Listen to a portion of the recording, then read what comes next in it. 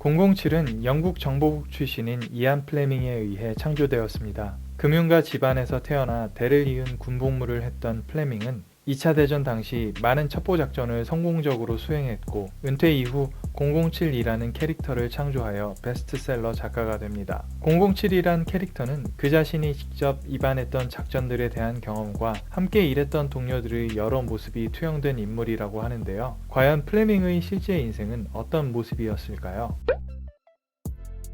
플레밍은 1908년 런던의 금융가 집안에서 태어났습니다. 할아버지 대의 금융가로 일어섰고 아버지는 국회의원이었으니 진정한 금수저였죠. 상류층이었던 그는 귀족들만 다니는 이튼스쿨과 샌더스트 사관학교를 다녔으나 학교 생활을 그리 충실히 하던 학생은 아니었다고 합니다. 이후 제네바, 독일 등지에서 잠시 유학 생활을 하기도 했고 외무고시도 봤지만 첫 사회생활은 어머니의 소개로 로이터 통신에 취직한 것이었습니다. 그러나 그 생활도 잠시였고 결국은 주식 중개인으로 전업하게 되죠. 플레밍이 첩보작전에 관련된 일을 하게 된 것은 순전히 우연이었습니다.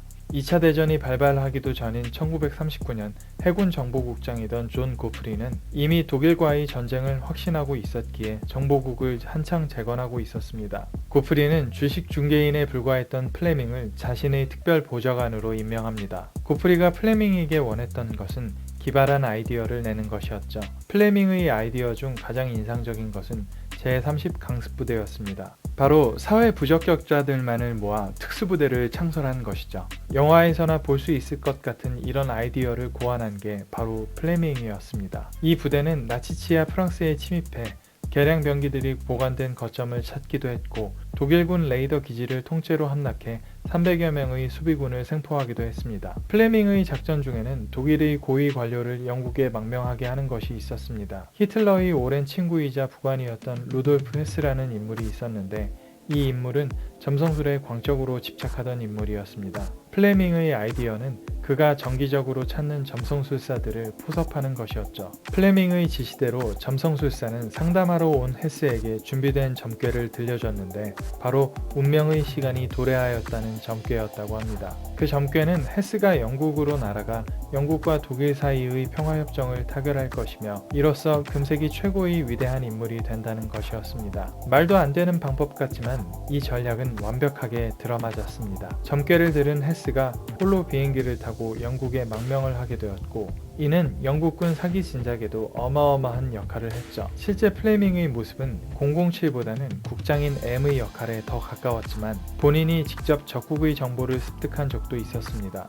정보국에서는 1941년 플레밍을 뉴욕으로 파견합니다. 영국은 당시 미국을 2차 대전에 참전시키기 위한 외교 총력전을 펼쳤는데 플레밍 또한 이 작전을 돕기 위해 파견된 것이었습니다. 그런데 이곳에서 플레밍은 지극히 개인적인 작전 하나를 수행합니다. 바로 뉴욕에 위치한 일본 영사관에 잠입하여 기밀 문서를 습득하는 것이었죠. 이곳에서도 플레밍은 범죄자들을 동원한 작전을 구상하게 됩니다. 금고털이팀을 조직한 뒤 일본 영사관에 잠입하여 비밀금고 내에 있는 중요 문서와 암호책 등을 사진으로 찍은 뒤 빠져나오는 작전이었습니다. 결과는 역시 대성공이었죠. 이런 기상천외한 작전들은 정보국 내에서 너무 터무니없다는 평을 받기도 했지만 정보국에서도 그 작전들의 효능을 부정할 수는 없었다고 합니다. 그리고 2차 대전이 끝난 뒤 플레밍은 평범한 생활에서 따분함을 드러냈고 이전부터 자신이 생각한 아이디어를 실현하기로 마음먹었는데 그것이 바로 정보국에서의 경험과 자신이 알고 있는 스파이들의 이야기를 버무려 미국식 하드보일드 소설을 쓰는 것이었습니다. 바로 007 이야기였죠. 지금이야 제임스 본드라는 인물은 신비스럽고 섹시한 스파이의 대명사로 비춰지지만 이 이름은 실제 조류학자로 활약하던 제임스 본드에서 따왔다고 합니다. 플레밍은 훗날 고백하길 자신이 아는 이름 중에 가장 재미없는 이름이라서 제임스 본드라는 이름을 선택했다고 고백하기도 했죠. 플레밍은 상류층 출신이었기에 귀족적인 삶을 스파이에 투영할 수 있었습니다. 금수저 출신이었기에 귀족들의 라이프 스타일을 잘 알고 있었고 호텔과 카지노를 아무렇지 않게 즐기는 007을 그릴 수 있었죠.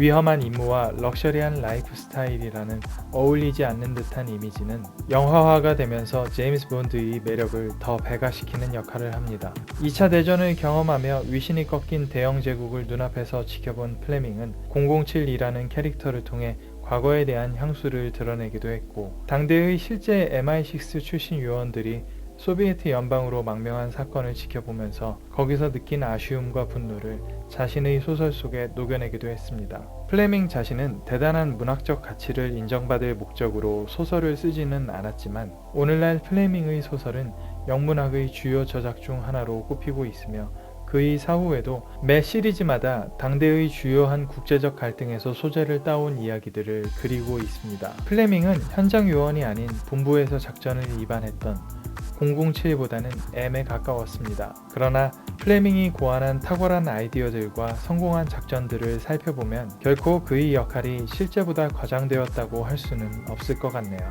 오늘은 진정한 제임스 본드, 이안 플레밍에 대해 알아보았습니다.